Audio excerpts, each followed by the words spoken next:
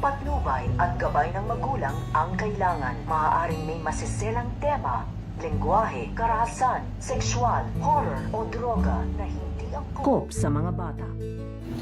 Ang pagbabalik nito nga si Mamita. So ito nga si Mamita ay hindi nga ito magpapasabi dito nga kay Darius at dito nga kay Lucy na siya nga ay magbabalik na nga dito nga sa Pilipinas at ikakagulat nga ito ng gusto nito nga ni Para dahil pagdating nga nito nga ni Mamita ay magkakaroon na naman dito ng sagabal dito nga daw sa kanyang mga pinaplano at sa pagdating nga nito nga ni Mamita ay gulat na gulat nga dito ito nga si Para, si Lucy at ito nga si Darius dahil pare-parehas nga silang nasurpresa dahil wala nang nakakaalam na ito nga si Mamita ay magbabalik bansa na nga ito at uuwi na nga ito dito nga sa kanilang bahay. So pakakaabangan nga natin dito ang pagbabalik nito nga ni Mamita. Yan ang ating mga pakakatutukan at pakakaabangan dito nga lang sa Stolen Live.